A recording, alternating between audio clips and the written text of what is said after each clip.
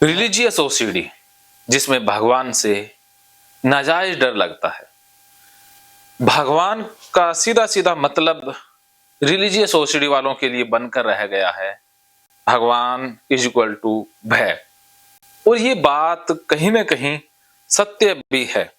मैंने अपने जीवन में ये अनुभव किया है कि भगवान का मतलब भय ही होता है। हमारे अंदर डर है, उस डर पर काबू पाने के लिए हमें कुछ ऐसा सहारा चाहिए जो डर से निजात दिला पाए। इस सहारे के लिए भगवान का प्रयोग सबसे ज्यादा किया जाता है। कोई तो एक ऐसी शक्ति हो जो हमें डर से निजात दिलाए। तो जो शक्ति डर से निजात दिलाती है वो भगवान व देवता का प्रतीक बन जाती है, रूप धर लेती है। शुरुआत में भगवान प्रतीक थे, लेकिन बाद में भगवान रूपधारी हो गए और उसके बाद में भगवान मूर्तिधारी भी हुए। मूर्तिधारी के बाद में भगवान व्यक्ति विशेष बन गए और अब तो भगवान समूह विशेष भी बन गए हैं। तो ये भगवान कैसे अपडेट होते रहते हैं, कैसे भगवान अपना वर्जन बदलते हैं, कैसे भगवान पैदा होते हैं, कैसे भगवान मरते हैं, इस विषय को हम गहराई से जानेंगे ताकि रिलीजियस ओसीडी वाले अंधकार से निकल के प्रकाश में आ पाए। चंद्रगुप्त जी ऑफलाइन क्लास लेने के लिए द्वारका से आए हैं, तो चंद्रगुप्त जी ठीक हो चुके हैं, काफी हद तक इनकी ओसीडी लगभग ठीक हो चुकी है। फिर भी मैं इनको भगवान के विषय में बताने जा रहा हूं ताकि इनके मन में बाद में भी कोई विचार, कोई ऑब्सेशन, खास करके गॉड से रिलेटेड ना फंसे। इसके लिए भगवान के रियल अस्तित्व को जानना बेहद जरूरी है। बात चाहे किसी भी धर्म की करें, भारत में भी जो दर्शन हुए हैं, वास्तव में धर्म बाद में विकसित हुए। शुरुआत में तो दर्शन था, फिलोसफी थी, एक विचारधारा थी। वो विचारधारा फिर धर्म का रूप ले लेती है। तो भारत के अंदर भी ये षट दर्शन योग, जिसमें न्याय, वैशेषिक, बौद्ध, जैन और भी जो सांख्य योग है, ऐसे बहुत सारे उसके बाद कुछ और इसमें दर्शन जुड़ गए, जैन बौद्ध भी जुड़ गया। उसके कुछ ऐसे दर्शन के जो समूह हैं, उनके नाम मेरी जुबान पर अभी भी नहीं आ रहे हैं, लेकिन आप जब भारतीय दर्शन पढ़ेंगे तो इन षट दर्शन या जो बाकी योग हैं, बाकी जो दर्शन हैं, उनके बारे में आप जरूर परिचित होंगे।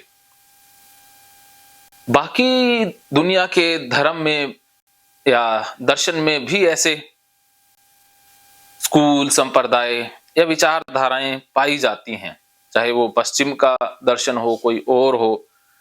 दुनिया के कोने कोने में दर्शन विकसित हुआ है और उसी दर्शन के बाद में धर्म भी विकसित होता गया। और धर्म मुख्यतः कर्मकांड पर आधारित होता है और दर्शन एक मानसिकता, एक सोच, विचारधारा होती है। कुछ ज्ञानी या कुछ विद्वान दर्शन शास्त्रियों ने खोजें की, अध्ययन किया, खुद के ऊपर मंथन किया, उनसे जो वो निकालते हैं वो दर्शन में आता है। और धर्म कि हम परिपाटी, कि हम लकीर के फकीर बन जाते हैं, बनी बनाई पगडंडी उसी पर हम चलते रहते हैं, तो वो धर्म का रूप ले लेता है। दर्शन में बुद्धि होती है, बुद्धि का रोल बहुत ज्यादा होता है, चिंतन मनन होता है। दर्शन कट्टर नहीं होता है, दर्शन सिर्फ और सिर्फ एक समस्या आधारित सोच होती है, एक विचारधारा होती है। धर्म इसके उलट होता है, उसमें कट्टरता होती है। धर्म जिन चीजों को मानता है उसके लिए वो रियल बन जाती है, उसके लिए वो मरने मिटने को भी तैयार रहता है।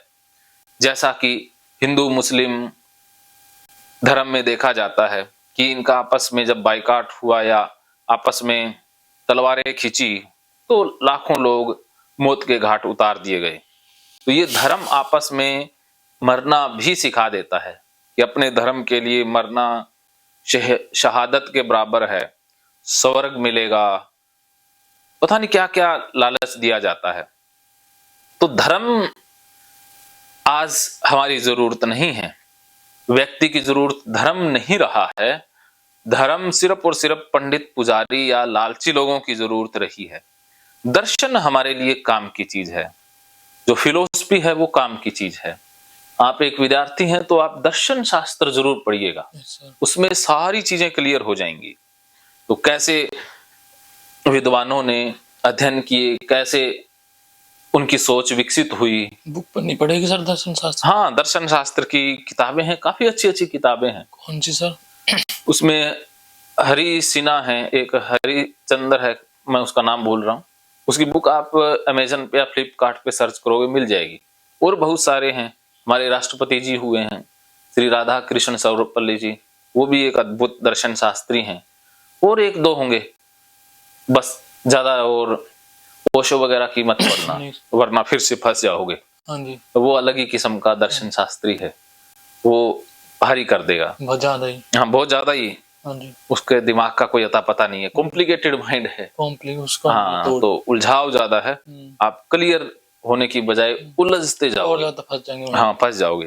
तो ये 2-3 किताबें आप पढ़ोगे तो सारी चीजें आपको समझ में आ जाएगी। मेरे पास पड़ी है, मैं आपको दिखा दूंगा। दिखा देना सर। हाँ, तो अब हम आते हैं सीधे सीधे भगवान की उत्पत्ति के ऊपर। भगवान भय का प्रतीक है, आज ये मैंने निष्कर्ष निकाला है। शुरुआत हमारी होती है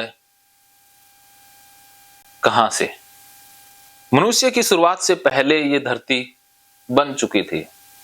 मनुष्य के जन्म से पहले भी हजारों लाखों साल तक ये पृथ्वी थी, और उससे पहले भी ब्रह्मांड था। जैसे साइंस बताती है कि कोई सुपरनोवा विस्फोट हुआ या ब्लैक होल कुछ भी हुआ हो, उसके बाद ये तारे अस्तित्व में आए, ब्रह्मांड फैल रहा है, या सौरमंडल का निर्माण हुआ, और फिर सूरज के गुरुत्वाकर्षण के कारण कुछ जो पिंड थे या पत्थर के कुछ चट्टानों के समूह थे वो उसके इर्द गिर्द घूमने लगे, और धीरे धीरे वो आपस में जुड़ गए। जुड़ने से फिर ठोस सतह पैदा हुई। कुछ ग्रह ऐसे भी हैं जो सिर्फ गैसीय हैं, जैसे बृहस्पति ग्रह है, तो वो एक गैसों का समूह है जिसके ऊपर धरातल नहीं है, सिर्फ बवंडर है गैसों का। इसके अलावा मंगल ग्रह की सतह लाल बताई जाती है, एक बुध ग्रह भी है। ऐसे बहुत से ग्रह हैं, उनके ऊपर जीवन संभव नहीं है, सिर्फ पृथ्वी पर छोड़ करके।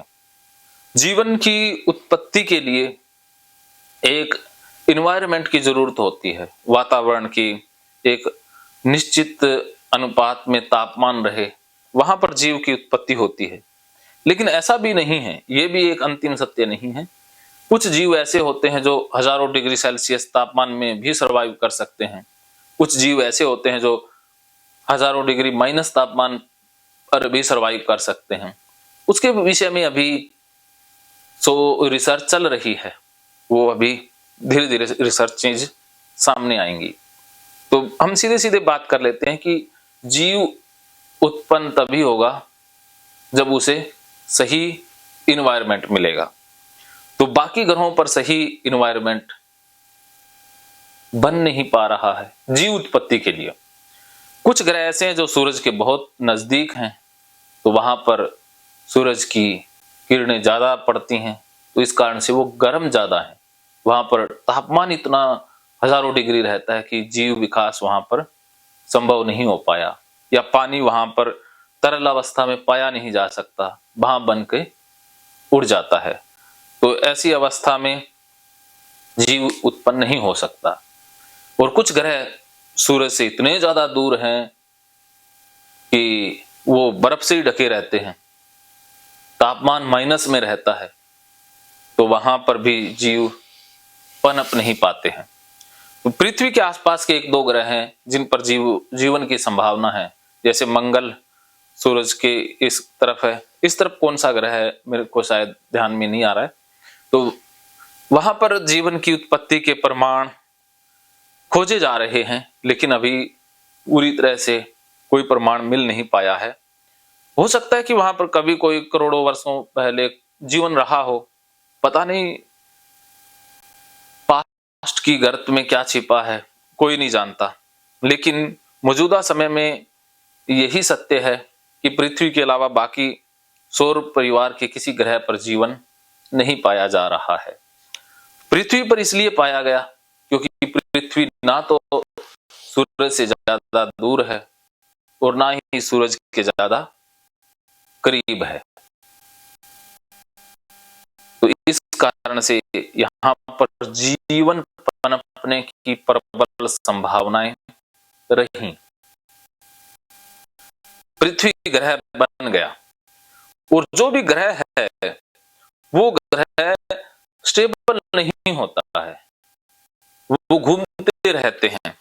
क्योंकि जैसे बिजली का करंट दौड़ता है तो वो घूमने लग जाते हैं ना, इलेक्ट्रॉन प्रोटॉन न्यूट्रॉन सारी चीजें गतिमान हैं, घूम ही रही हैं। तो उसी प्रकार से सूरज घूम रहा है आकाश गंगा के इर्द गिर्द। आकाश गंगा पता नहीं किसी और अपने जो उससे भी बड़ा है उसके इर्द गिर्द घूम रही हो, तो सूरज के इर्द गिर्द बाकी ग्रह घूम रहे हैं।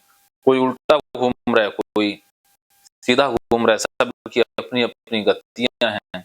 कोई तेजी से घूमता है, कोई स्लो घूमता है, सबकी अपनी अपनी स्पीड है। दो ग्रहों की स्पीड आपस में मैच नहीं करती है। तो पृथ्वी की अपनी ही स्पीड है। जैसे पृथ्वी एक तो धुरी के ऐसे घूमती है, एक सूरज के इर्द गिर्द घूमती है। तो एक तो 1617 सुंदर भी कैसे बने इसके पीछे भी थ्योरीज हैं।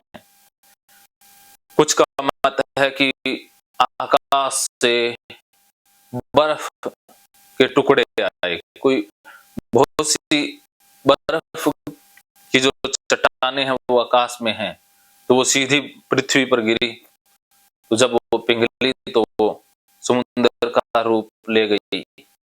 या कुछ कहते हैं कि पहले पृथ्वी पर आग जल रही थी, हजारों सालों तक गर्म थी, तो फिर भाप के बादल बन गए धुएं के, वो बादल हजारों सालों तक बरसते रहे, उसके कारण से समुद्र बन गए। चलो जैसे भी है बन गए। अब फिर पहले समुद्र में जीव पनपा, छोटे छोटे जीव, फिर वो बड़े जीव, फिर बड़े जीव छोटे जीव को खाते थे। ऐसे ऐसे जीवन चलता रहा। फिर धीरे धीरे एक समय ऐसा आ गया कि वनस्पति भी उगने लग गई, वनस्पति उग गई। तो फिर कुछ जीव ऐसे विकसित हो गए जो वनस्पतियों के ऊपर निर्भर रहते थे। फिर धीरे धीरे ऐसे जीव भी आए जो समुद्र और स्थल धरती दोनों पर रहने के सक्षम थे। ऐसे जीव विकास होता गया। कभी कोई डायनासोर आया, फिर प्रलय आई, फिर युग आते गए ना, प्रलय आई तो सारा कुछ तबाह हो गया। फिर कभी कोई हिम युग आया तो सारी पृथ्वी फिर से बर्फ की चादर से ढक गई। फिर हजारों साल लाखों साल बाद में फिर से पृथ्वी गर्म हुई होगी, फिर से बर्फ पिघली, ऐसे चलता रहा होगा। लाखों अरबों सालों की ये प्रक्रिया है, इसका अंत नहीं, अंत ही नहीं, ये प्रक्रिया है, चलती ही रहती है। तो आज से लाखों साल पहले 70 लाख के आसपास धरती ने फिर करवट बदली, तो वनस्पति आई, फिर जीव जंतु पैदा हुए, फिर अलग अलग पैदा होते रहे। कुछ बंदर जैसी प्रजातियां भी आईं, तो वो प्रजातियां जंगलों में रहती थी, उनसे भी एक प्रजाति फिर कुछ अलग हो गई जो होमो सेपियंस या एक निएंडरथल नाम से प्रजाति विकसित हुई। धीरे धीरे वो प्रजातियां और ज्यादा विकसित होती गईं। तो निएंडरथल ताकतवर थे, लेकिन होमोस्पेशियंस के पास दिमाग था। बाकी जो जीव हैं उनमें भी दिमाग होता है, लेकिन उनका दिमाग छोटा होता है। लेकिन मनुष्य का दिमाग भारी था। पहले वो ऐसे चलता था, फिर हाथों से सीधा खड़ा होकर के वो चलने लगा, फिर दिमाग का वो प्रयोग करना सीख गया। देखो, कुदरत में विकास हो रहा है ना, जीव का विकास, तो फिर उसने सबसे पहले निर्ण स्थल को ठिकाने लगा दिया। महकेंगे फिर से खुशियों के रंग भगवत गीता थेरेपी कोर्स के संग। इतिहास का पहला ऐप जो गीता के माध्यम से ओसीडी डिप्रेशन का इलाज आसान बनाएगा। ओसीडी डिप्रेशन का इलाज हुआ और भी आसान, और वो भी बिना दवाई, घर बैठे। किसी को बीमारी की चिंता है तो किसी को चिंता की बीमारी है। भगवत गीता ने लाखों करोड़ों का जीवन बदला है और आपका भी बदलेगा। गीता थेरेपी कोर्स में आपको मिलेगा सभी 11 प्रकार की ओसीडी का संपूर्ण इलाज, जैसे गंदगी का वहम, बार बार हाथ धोना, बार बार सफाई करना, बार बार लॉक दरवाजा चेक करना व अन्य सामान की चेकिंग बार बार करना, एक ही विचार बार बार आना, नुकसान व मरने मारने का विचार आना, HIV, rabies, cancer, heart attack का विचार आना, IBS और नींद न आने की समस्या का हल गीता कोर्स में मिलेगा। आत्महत्या वाले विचारों से मुक्ति भी गीता थेरेपी कोर्स से मिलेगी। राजेंद्र जोधपुरिया ऐप पर आपको ओसीडी से संबंधित राजेंद्र जोधपुरिया की किताब भगवत गीता के मनोवैज्ञानिक रहस्य और अन्य टिप्स पढ़ने को भी मिलेंगे। गीता है महान थेरेपी। गीता में CBT, हिप्नोथेरेपी, माइंडफुलनेस, ERP व अन्य बहुत सी साइकोथेरेपीज का समावेश मिलेगा। राजेंद्र जोधपुरिया ऐप एक, फायदे अनेक। आज ही प्ले स्टोर से डाउनलोड करें, लिंक डिस्क्रिप्शन में है। तो देर क्यों, अभी जाइए डिस्क्रिप्शन में और लिंक पर क्लिक करके प्ले स्टोर से अभी डाउनलोड कीजिए राजेंद्र जोधपुरिया ऐप और पाइए अपनी सभी समस्याओं का हल। मानो तो मौज है, वरना समस्या तो हर रोज है।